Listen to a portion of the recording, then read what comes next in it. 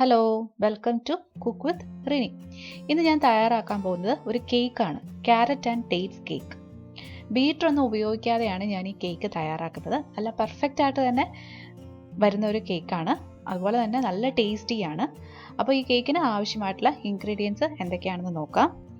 1.5 cup മൈദ, 2 medium carrot grate ചെയ്ത് കഴിഞ്ഞപ്പോൾ കൃത്യം 1 കപ്പ് ക്യാരറ്റാണ്, 3/4 കപ്പ് ഡേറ്റ്സ് ചോപ്പ് ചെയ്തത്. ഇത് മധുരം കുറഞ്ഞ ഡേറ്റ്സ് ആണ്. ഇതുപോലത്തെ ഡേറ്റ്സ് തന്നെയാണ്, അതായത് മധുരം കുറഞ്ഞ ഡേറ്റ്സ് തന്നെയാണ് ഉപയോഗിക്കുന്നതെന്നുണ്ടെങ്കിൽ 1 കപ്പ് വരെയൊക്കെ ഉപയോഗിക്കാം.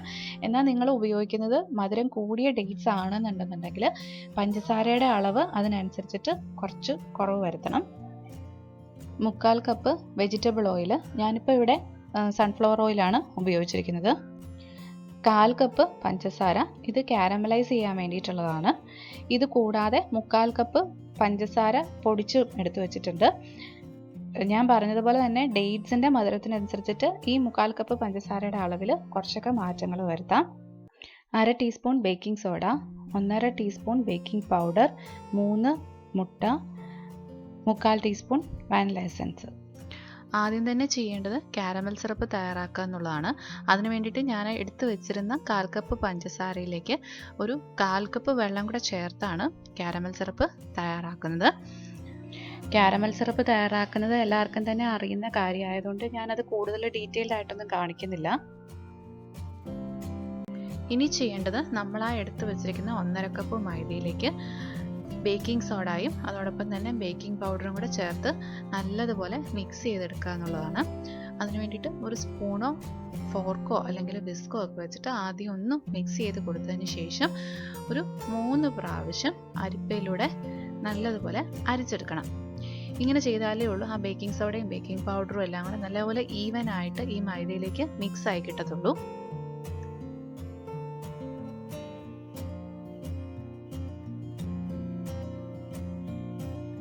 ഇപ്പോൾ ആ മൈദയും ബേക്കിംഗ് പൗഡറും ബേക്കിംഗ് സോഡയൊക്കെ നല്ലതുപോലെ മിക്സ് ആയി കിട്ടിയിട്ടുണ്ട്.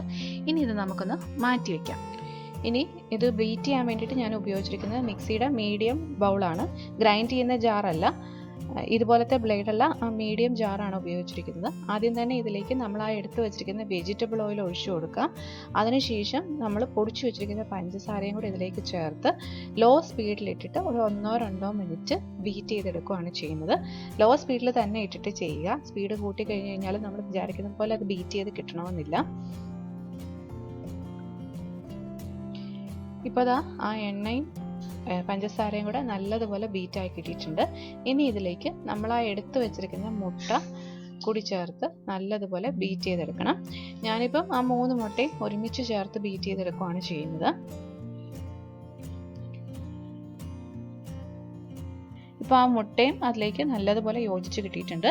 ഇനി ഇതിലേക്ക് നമ്മൾ ചോപ്പ് ചെയ്തെടുത്ത് വച്ചിരിക്കുന്ന ഡേറ്റ്സിൽ നിന്ന് കുറച്ചായിട്ട് ചേർത്ത് ബീറ്റ് ചെയ്തെടുക്കുകയാണ് ചെയ്യേണ്ടത്.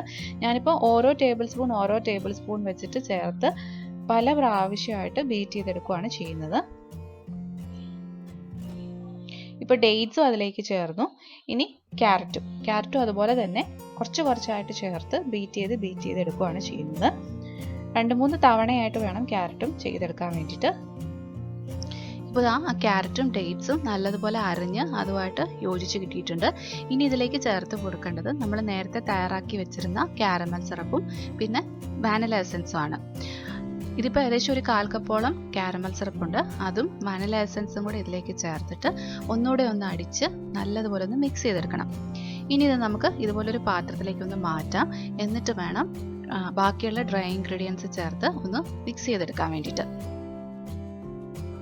ഇതിലേക്ക് ഇനി നമ്മൾ നേരത്തെ അരിച്ചെടുത്ത് വെച്ചിരുന്ന മൈദയിൽ നിന്ന് കുറച്ചായിട്ട് ചേർത്ത് ഒരു വിസ്ക് വെച്ചിട്ടൊന്ന് മിക്സ് ചെയ്തെടുക്കാം.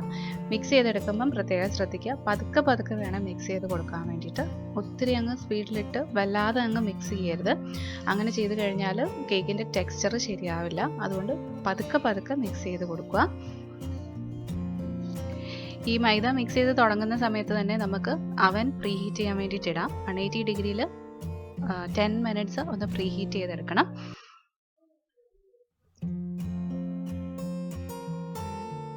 ഈ ബാറ്റർ കുറച്ചുകൂടെ ഒന്ന് ലൂസാക്കാൻ വേണ്ടിയിട്ട് ഞാനിപ്പം ഇതിലേക്കൊരു 2 ടേബിൾ സ്പൂൺ പാലും കൂടെ ചേർത്ത് കൊടുക്കുകയാണ്. എന്നിട്ടൊന്ന് മിക്സ് ചെയ്ത് നോക്കിയിട്ട് ആവശ്യമുണ്ടെന്നുണ്ടെങ്കിൽ കുറച്ചുകൂടെ പാല് ഒഴിച്ചു കൊടുക്കണം. ഇതിലേക്ക് കുറച്ചുകൂടെ പാല് വേണം. ഒരു ടേബിൾ സ്പൂണും കൂടെ ഞാൻ ചേർത്തിട്ടുണ്ട്. എന്നിട്ടൊന്ന് മിക്സ് ചെയ്തിട്ട് ഞാൻ അതിൻ്റെ കൺസിസ്റ്റൻസി കാണിച്ചു തരാം. ഇതാണ് അതിൻ്റെ കൺസിസ്റ്റൻസി. അപ്പോൾ ഈ കൺസിസ്റ്റൻസിക്ക് ആവശ്യമായിട്ടുള്ള പാല് ചേർത്ത് കൊടുക്കുക നിങ്ങൾ ചെയ്യുമ്പോൾ. ഇനി ഇത് നമുക്ക് എണ്ണ പുരട്ടി വെച്ചിരിക്കുന്ന ബേക്കിംഗ് പാനിലേക്ക് ഒഴിച്ചു കൊടുക്കാം. എപ്പോഴും ശ്രദ്ധിക്കേണ്ട ഒരു കാര്യം എന്താണെന്ന് വെച്ചാൽ, നമ്മൾ ഈ ബേക്ക് ചെയ്യാനായിട്ട് എടുക്കുന്ന പാത്രത്തിൻ്റെ ഒരു പകുതി വരെയുള്ളൂ ബാറ്റർ നിറച്ച് കൊടുക്കാവുള്ളൂ. അതിൻ്റെ മേലേക്കൊക്കെ ഒഴിച്ചു കഴിഞ്ഞാൽ ചിലപ്പം ഇത് പൊങ്ങി വരുമ്പോഴത്തേക്ക് ആ ബാറ്റർ പുറത്തേക്ക് ചാടിപ്പോകാൻ വേണ്ടിയിട്ട് ചാൻസ് ഉണ്ട്. ഇനി ഇതിനകത്ത് എന്തെങ്കിലും എയർ ബബിൾസ് ഉണ്ടെങ്കിൽ അതൊന്ന് പോകാൻ വേണ്ടിയിട്ട് ഒരു 2 പ്രാവശ്യം ഒന്ന് ടാപ്പ് ചെയ്ത് കൊടുക്കുക. എന്നിട്ട് പ്രീഹീറ്റ് ചെയ്ത് കിടക്കുന്ന അവനിലേക്ക് ഒരു 30 മിനിറ്റ്സ് ബേക്ക് ചെയ്യാൻ വേണ്ടിയിട്ട് വെക്കണം 180 ഡിഗ്രിയിൽ. അങ്ങനെ നമ്മുടെ അടിപൊളി carrot and dates cake ready ആയിട്ടുണ്ട്. എനിക്കിത് കറക്റ്റ് 30 മിനിറ്റ്സ് ആണ് എടുത്തത് ബേക്ക് ചെയ്ത് കിട്ടാൻ വേണ്ടിയിട്ട്. മുറിച്ച് വെച്ചിരിക്കുന്നത് കണ്ടാൽ തന്നെ അറിയാം, നല്ല പെർഫെക്റ്റ് ആയിട്ട് തന്നെ വന്നിട്ടുണ്ട്. അപ്പോൾ എല്ലാവരും ഒന്ന് ട്രൈ ചെയ്ത് നോക്കുക. ട്രൈ ചെയ്തിട്ട് ഇഷ്ടമായെങ്കിൽ ലൈക്ക് ചെയ്യാനും അതുപോലെ തന്നെ എൻ്റെ ചാനൽ സബ്സ്ക്രൈബ് ചെയ്യാനും മറക്കരുത്. വീണ്ടും വേറൊരു റെസിപ്പി ആയിട്ട് കാണുന്നത് വരെ ബൈ ബൈ. Thank you.